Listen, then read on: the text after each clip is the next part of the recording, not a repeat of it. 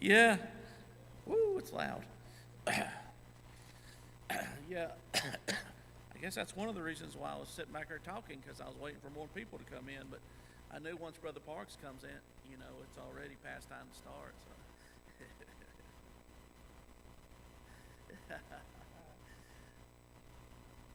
Hey, you know what? I'm about to start.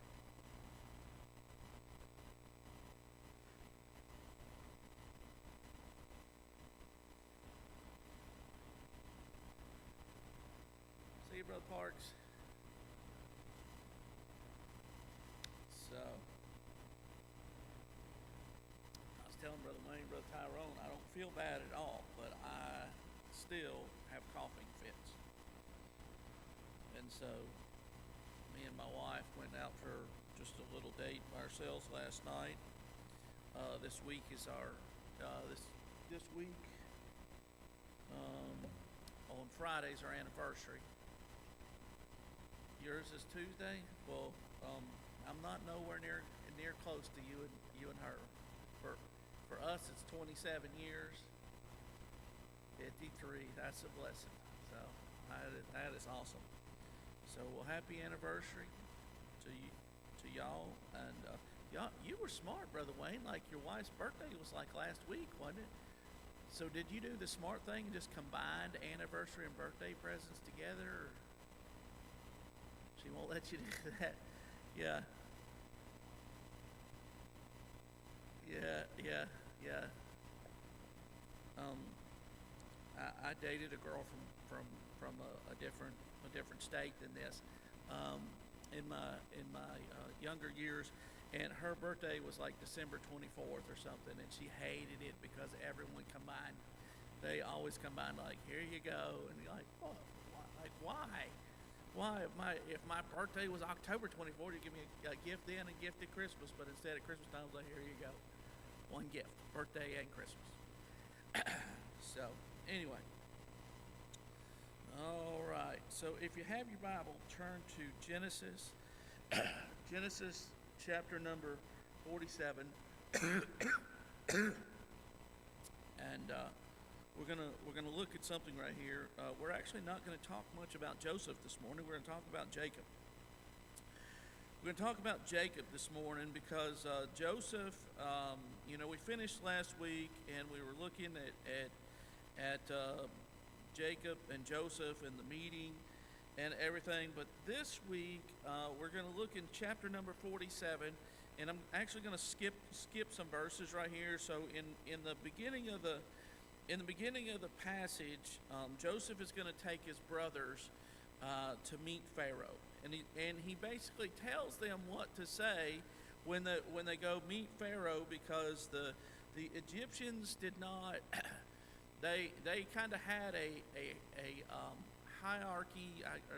Maybe that's not the right word, but anyway, on the list on the list of jobs to be had and jobs not to be had, shepherds was completely at the bottom of the list.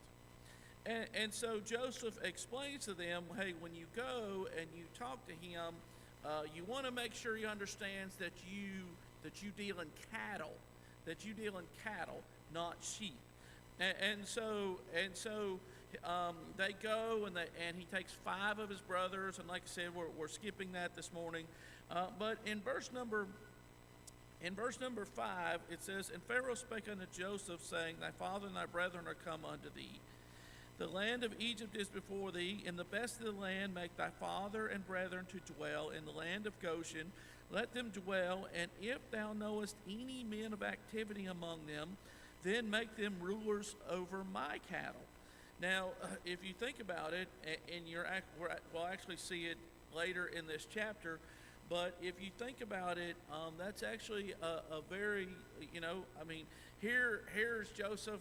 He brings his brothers down, and they come down into Egypt. And immediately when they come down to Egypt, not only are they given the land, but Pharaoh's like, hey, if any of them is a man of activity, if any of them are go-getters, if any of them understand cattle, which You just told me that that's what they deal in, and that's what your fathers have dealt in. If any of those are eager to have a job, put them over my cattle. Now, and I'll just read it. In verse number 15, it says, "And when money failed in the land of Egypt and in the land of Canaan, all the Egyptians came unto Joseph and said, Give us bread, for why should we die in thy presence? For the money faileth. And Joseph said, Give your cattle, and I will give for your cattle if money fail. And they brought their cattle unto Joseph, and Joseph gave them bread in exchange for horses, and for flocks, and for the cattle of the herds, and for the asses. And he fed them with bread for all their cattle for that year."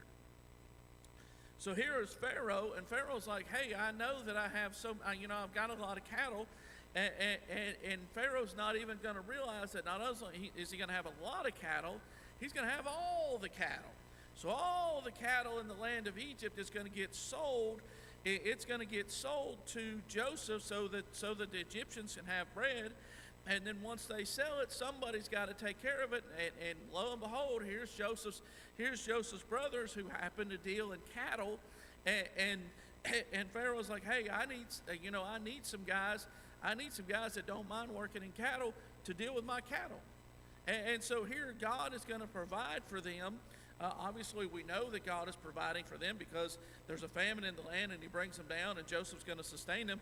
But not only is God going to provide for them with Joseph sustaining them, he's also going to provide for them something to do while they're down there instead of just being idle. And so that's a blessing. But in verse number 7, it says, "And Joseph brought in Jacob his father, and set him before Pharaoh, and Jacob blessed Pharaoh." Now, if you kind of get the picture right here, if you get the picture in your mind, Jacob is 130 years old right here. So he's 130 years old, and if you remember, when God was talking to Jacob, when he told him it was okay to go, he tells him that he will touch that Joseph in chapter 46, verse number 4, at the end of the verse, he says, "Joseph shall put his hand upon thine eyes." And so, if you remember from the story, whenever Jacob took the blessing from Esau, what was the problem with Isaac? The problem with Isaac was his eyes. His eyes were bad. That's why Jacob was able to somewhat fool him. Obviously, he's like, he stuck his hands out and felt his hands, and they put the hair on his hands and everything. And he says, it feels like Esau, but the voice is Jacob. And so anyway, so here Jacob is going to have the same issue that his father had, and that's that his eyes are bad. And so we got a bunch of younger guys in the class this morning, and y'all's eyes are still good, but you'll probably notice that I have glasses on, which I don't even consider myself that old, but it is what it is. You got Brother Tyrone back there with glasses on, and you got Brother Wayne back there with glasses on, and most people my age now, with Brother Parks, probably he right there, he just pulled out his glasses. If you're going to read something, guess what? You're going to get out some glasses and you're going to read. I don't need them for everyday sight, but I do need them if I want to look down and read my Bible right here. I'm going to have glasses, and I'm only 48, so you can imagine being 130, which is basically almost 3 times my age, and so at least 2.5 times my age, and so Jacob was a old man, and you're going to see that in Pharaoh's response, but no doubt. Because of how Pharaoh's reaction was whenever Pharaoh found out that Jacob was alive, there had been conversations between Joseph and Pharaoh about his father. And when you're your father's favorite son, obviously, then there was a good relationship between you and your father, and all those years there was that good relationship between Jacob and Joseph. And so no doubt there were many fond memories of Jacob that Joseph was able to tell to Pharaoh. And if you remember, the Bible says when when Joseph is describing his relationship to Pharaoh, Joseph describes, even though Joseph was still a young man at this point, he says, God has made me a father to Pharaoh. And so I don't know the age of Pharaoh. The Bible doesn't tell us the age of Pharaoh, but here is an opportunity for these two great men. One is the leader of a nation. One is the basically the starting. I mean, I know you got Abraham and Isaac, but it's the nation of Israel, who God changed Jacob's name to Israel, and so this is where the nation of Israel really starts to spread out or increase. And so here Jacob shows up, and the first thing he does is he blesses Pharaoh. Now, and then in verse number 8 it says, and Pharaoh said unto Jacob, how old art thou? And so to me it's an interesting question, because again, it's funny if you ever think about, hey, if I meet someone famous, what am I going to say to them? If I meet someone really important, and you can pick who you think's important.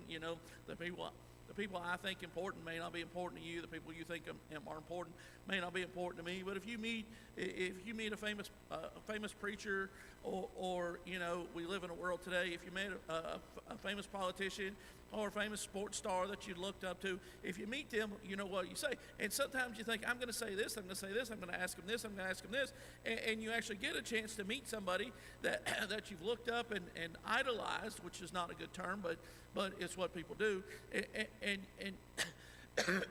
and you walk away from that conversation and you didn't ask him anything. You didn't ask him anything. You're almost awestruck, and you barely got your name out and told him who you were. And so here is Pharaoh, and he's getting the opportunity to speak to Jacob, and he could ask him anything. Tell me about your boy. Tell me about Joseph. Tell me about Joseph as a child. Tell me what made Joseph who he was. But he looks at Jacob, and he's like, man, how old are you? And so I imagine Jacob looked pretty rough. This is just me and my imagination. My wife tells me sometimes that after Sunday school that my imagination it just goes a little bit too far. But it's still my imagination, so whatever. But you think about, and you're going to see in Jacob's response right here, which is why I think this. If you me and Grady were riding down the road yesterday. And Miss Jimmy, there's a woman that walks through there. She walks in Resaca, and she actually walks. She walks on the road right there beside the Engel house, and up towards where y'all's house used to be, right there on the left. And so anyway, she walks in Resaca, and I don't know how old she is. I don't think she's that old, but when you see her, she looks so old. She looks so old. And sometimes you see people. I think Bub talks about one of the guys that works for Roger, and he talks about the guy that works for Roger, and the guy age-wise is not that old, but he looks like he's wore out 2 or 3 bodies, and for them it's drugs and it's alcohol and it's they get strung out on drugs and they stay up for 72 hours straight, or however long they just stay up, and they've just wore their body out. In my mind, what we're going to see here is I think Jacob has grieved himself. Have you ever seen someone that they've just grieved themselves so much, and you're like, man, they used to be so bright, they used to be so happy, they used to be just such a fun person, but because of some tragedy in their life, something happened, and you don't see them for a while, and you're like, man, that has aged them. It's aged them so much. I remember there was a day whenever people didn't think I was old enough to drive or whatever. Like, you're not, Grady's driving now, And everyone's just kind of like, man, it's just so hard to believe, which for us, Grady was the baby. So, it's just hard to believe. But it's just so hard to believe that here's Grady, and you're just like, okay, great, what time you leaving for work? Not what time do I need to take you somewhere. What time you leaving for work? And has anyone heard from Grady? What time's he going to be home from work? And so it's just so weird. It's just so weird. But then there's people, then I came to a point when I realized people don't think I look young anymore. People don't think I look young anymore. It might be when I don't shave because there's gray in the beard now, or whatever. But anyway, here's Jacob, and Jacob doesn't look, he looks old. Because Pharaoh says, how old are you? And here's his response. And Jacob said unto Pharaoh, the days of the years of my pilgrimage are 130 years. Now, again, for us, that's like ancient. We see a headline that someone lives past 100, and that's like just a great accomplishment. And then you see someone who lives past 100, and you're like, oh, I don't know whether I want to make it to 100 or not. If I'm just going to be, strapped to a wheelchair, and they feed me oatmeal with a spoon, and more of it ends up on my chin and on my shirt. I don't know whether I want to live to 100 or not. But back in this day, that actually wasn't. It wasn't that old. You're going to see he's about to say he doesn't attain to the years of his father. Excuse me. Abraham lives to 175 years. Isaac lives to 180 years. Jacob, again, and I think this is another reason why Jacob probably looked like he did, is because Jacob almost seemed to, at this point in life, that he almost always felt like he was dying. He almost always felt like he's dying. If you remember, he's going to have basically 3 deathbed scenes. And so one directly with Joseph, one with Joseph and his 2 boys, and then one where he actually brings his 12 sons in and blesses them. And so Jacob's going to have 3 deathbed scenes, but Jacob's going to live 17 more years. After this moment right here, he's going to live 17 more years because he's 147 when he actually dies. And so, but if you're in the mental state, and sometimes you hear people, and they've already kind of mentally crossed that line where they just feel like, well, I'm just old, I'm not going to live much longer. And it's like you don't know that. I mean, unless God gives you a Hezekiah experience where he's like, hey, you're about to die, you don't know the day of your death. And why would you live that way? Why would you live like, oh, I'm so old, I'm going to die? No, just enjoy your life, whatever time you have left. But anyway, here's Jacob. He says, the days of the years of my pilgrimage have been 130 years, few and evil. Few and evil have the days of the years of my life been, and have not attained unto the days of the years of the life of my fathers in the days of their pilgrimage. So again, I said, had Pharaoh had any question he could have asked, what would you have asked? What would you have asked of Jacob if you could have asked any question? He just said, well, how in the world? How old are you? How did you get to look this bad at your age? You have to be like Methuselah. You have to be like 900 years old or something to look as bad as you do. And Jacob says, here's Jacob's opportunity. And no doubt Joseph has been a witness to Pharaoh, but here's Jacob's opportunity. And Jacob, instead of saying, let me tell you about my God. Let me tell you about my father. Let me tell you about the years of my life. Let me tell you about how God has been with me. He doesn't do any of that. He says, few and evil. That's pretty stout. That's pretty stout. But I want us to notice, and so I want us to turn back to Genesis chapter number 32. Turn back to Genesis chapter number 32, and in Genesis chapter number 32, there's 3 different times there's three different times in Jacob's life where basically Jacob testifies. We'll put it that way.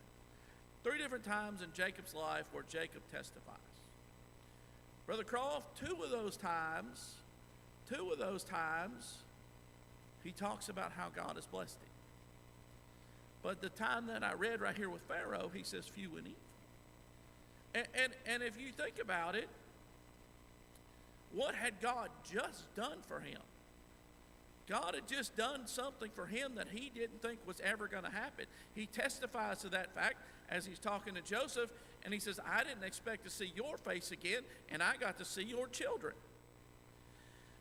And so here God has just blessed him. They're in a famine, and God has sustained them through the famine. And I know they're only 2 years in, and they got 5 more years to go. But God is going to sustain them through the famine. And God has given him his son back that he thought had died 20 plus years earlier. And yet his response to Pharaoh was few and evil. But in Genesis chapter number 32, verse number 3, it says, and Jacob sent messengers before him to Esau. Now, just a quick backstory. So Jacob, we know, takes Esau sold him his birthright. Rebekah, it was Rebekah's scheme. It was Rebekah's scheme to get the blessing, and then Jacob was an accomplice in taking the blessing. But anyway, it was her idea. I'm just pointing that out. But anyway, so he takes the blessing from Esau, and Esau's angry, and Esau comforts himself with the fact that and it's funny because Isaac almost has the same experience as Jacob. Isaac has decided he's going to die at least 20 years before he's actually going to die. and so here Esau says the time for mourning for my father. And so he takes comfort in the fact as soon as we're done mourning for my father, then I'm going to kill Jacob. And so Rebekah and then Isaac says, hey, look, you need to go. First of all, we don't want you to marry of the women of the land, which Esau had done. And then we want you to go back to Pandan Aram and go and marry one of Laban's daughters. And so Jacob, we know that Jacob goes and he meets Rachel, and then he goes and he works for them, and he basically works 20 years for Laban, and then God tells him it's time to come back. So he's on his way back, but he knows I'm going to have to face Esau. And I said it a while back, and I find this interesting, the fact that Esau had an easier time forgiving than Jacob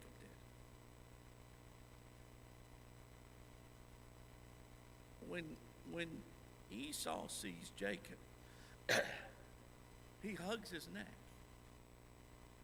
At the end of Jacob's life, he says, Reuben, you did me wrong. Simeon, you did me wrong. Levi, you did me wrong. And he just goes through a list of people that had done him wrong. And so Esau, we're going to see that, and obviously it's God blessing Jacob, but Esau has an easier time forgiving than Jacob, because Esau, which we're gonna see, Esau's like, I don't want your stuff. I'm just glad to see you. And Jacob couldn't predict that, because like I said before, Jacob didn't know how to forgive. It was a thing that was foreign to him. And so because of that, he doesn't, and his boys, except for Joseph, were the same way, because after Jacob dies, they send that messenger to Joseph, and they come to Joseph, and Joseph gives that statement, you meant it for evil, but God meant it for good. And I'm not going, now that my father has passed away, I'm not going to take out revenge against you for what y'all did all those years ago. Again, it was, that was close to 40 years ago. And no, I wouldn't do that. But because those boys said, if I were Joseph, this is what I would do. If I were Joseph, this is what I would do now that my father's dead. And so they didn't know how to forgive. But it's interesting to me that here's Esau, and he's coming with 400 men, and yet somehow God gives Esau the ability to forgive Jacob. And so in this passage right here, it says, and Jacob sent messengers before him to Esau his brother unto the land of Seir, the country of Edom, and he commanded them, saying, thus shall ye speak unto my lord Esau. Now, one thing Jacob does know how to do is be humble, and try and get on someone's good side. And he commanded them, saying, thus shall you speak unto my lord Esau, thy servant Jacob, saith thus, I have sojourned with Laban and stayed there until now. I have oxen and asses, flocks, and men servants and women servants, and I have sent to tell my Lord that I may find grace in thy sight. So he sends the messengers, and he's like, hey, I just want you to let Esau know. Just let him know that I'm coming. And just let him know that he's my Lord.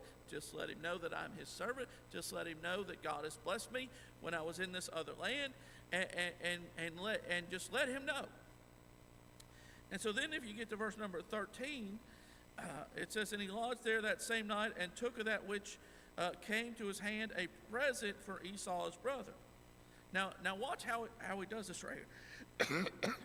200 she-goats and 20 he-goats, 200 ewes and 20 rams, 30 milk camels with their colts, 40 kine and 10 bulls, 20 she-asses and 10 foals, and he delivered them into the hand of the servants.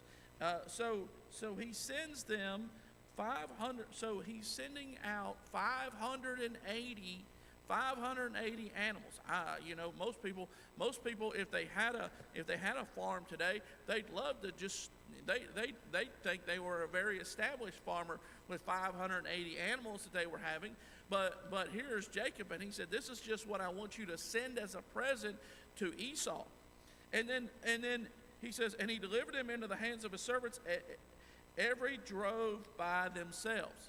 So he sends the goats out first, and then he sends the lambs and stuff out next, and then the camels, and then the cattle, and so he sends them in separate droves. He says, "Pass over before me and put space betwixt drove and drove." So he said, I don't want y'all to just have these 580 so animals. I want you to put space between them, and so there needs to be some time. I want the first guy to meet Esau, and then I want him to deliver a message, and then a little while later I want the second guy to meet Esau, and I want him to deliver a message. And so boom, boom, boom, boom, boom, about 5 times at least, there is going to be the same message. And he commanded the foremost, saying, when Esau my brother meeteth thee, and asketh thee, saying, whose art thou, and whither goest thou, and whose are these before thee? Then thou shalt say, they be thy servant Jacob's. It is a present sent unto my lord Esau, and behold, also he is behind us. And so he commanded the second and the third and all that followed the drove, saying, on this manner shall ye speak unto Esau when ye shall find him, and say ye moreover, behold, thy servant Jacob is behind us. For he said, I will appease him with the present that goeth before me, and afterward I will see his face. Peradventure he will accept of me. And so now here is Jacob, and he's got this plan. He's devised this plan, and he said, this is what I want you to say. Next person in line, okay, I want you to wait. And then after so long, then I want you to start driving your animals. And then when you see Esau, I want you to say this. And so one after one after one after one, that's what he says. And so then in chapter number 33, verse number 1, and I'm skipping the portions in here where Jacob, wrestles with the angel. We're skipping that for right now. But now you see in verse number 30, in chapter 33, verse number 1 says, and Jacob lifted up his eyes and looked, and behold, Esau came, and with him 400 men. And he divided the children unto Leah and unto Rachel and unto the two handmaids. And he put the handmaids and their children foremost. Now you get a pretty good idea who Jacob values here, ain't you? and Leah and her children after, and Rachel and Joseph hindermost. And I personally believe, and again, that's just me. I personally believe, Miss Jimmy, he said, look, I think he told Rachel and Joseph, if y'all hear anything, out of the other children, if you hear any screaming, if it sounds like there's a massacre, I want you two are going to have the most time to hide. Y'all are going to have the most time to hide. Esau doesn't know how many wives I have. He doesn't know how many children I have. And because I've got you all the way in the back, if you hear anything out of the ordinary, I want you to, because he wanted to save those two. And so, verse number 3, and he passed over before them and bowed himself to the ground 7 times until he came near to his brother. Now, again, this is not something that we do nowadays, but it is something in the Eastern culture, that they would bow down. And so here's Esau coming and 400 men, and here's Jacob coming towards him, and 7 times he bows himself to the ground. He walks a little bit further, bows himself, walks a little bit further, and bows himself to the ground. And in verse number 4, it says, and Esau ran to meet him. And so he's running to meet him, and Jacob has no idea, is he running to kill me? What is he running to do? And embraced him, and fell on his neck, and kissed him, and they wept. So again, here you have Jacob come back, and no doubt, like the last time Jacob saw Esau said, I'm going to kill you. But now here we are 20 years later, and Jacob is returning, and Esau is coming out to meet him, and instead of coming out to meet him to kill him, he's coming out to meet him to actually, he offers to help carry him and everything back to the land. And so in verse number 5, it says, and he lifted up his eyes and saw the women and the children and said, who are those with thee? And he said, the children which God hath graciously given thy servant. Now, again, like I said, as Jacob is beginning to testify here, this is kind of what you would have expected him whenever he talked to Pharaoh to say. He said, the children which God hath graciously given thy servant. Then the handmaidens came near, they and their children, and they bowed themselves. And Leah also with her children came near and bowed themselves. And after came Joseph near, and Rachel, and they bowed themselves. So now all 4 wives and all 11 children, they had Dinah too, so 12 children, 11 boys and 1 girl. And he said, what meanest thou by all this drove which I met? He's like, well, I don't understand. Like, every time as I'm coming out to meet you, here comes some people with some goats, and they give me this response. And then and a little bit later, here comes some people with some lambs, and they say the same thing. And Esau's like, what? And it's so funny because Esau's like, hey, we're brothers. It's over. We're brothers. Brothers fight. Brothers they disagree. They don't get along, and it's over. It's over. He said, what meanest thou by all this drove which I met? And he said, these are to find grace in the sight of my Lord. And Esau said, I have enough, my brother. Keep that thou hast unto thyself. And look at Jacob as he testifies. And Jacob said, Nay, I pray thee, if now I found grace in thy sight, then receive my present at my hand. For therefore I have seen thy face, as though I had seen the face of God, and thou wast pleased with me.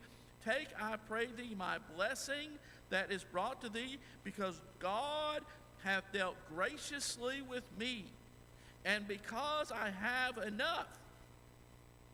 And he urged him, and he took him.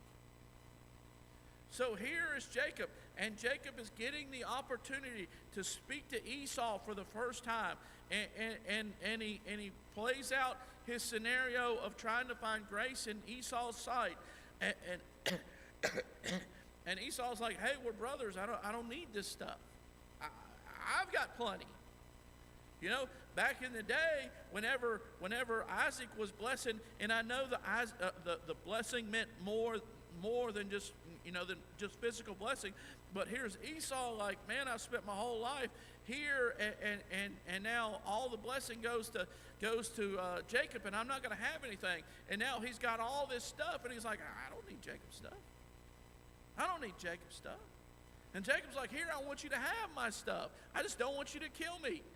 And Esau's like, I don't need it, and I don't want it.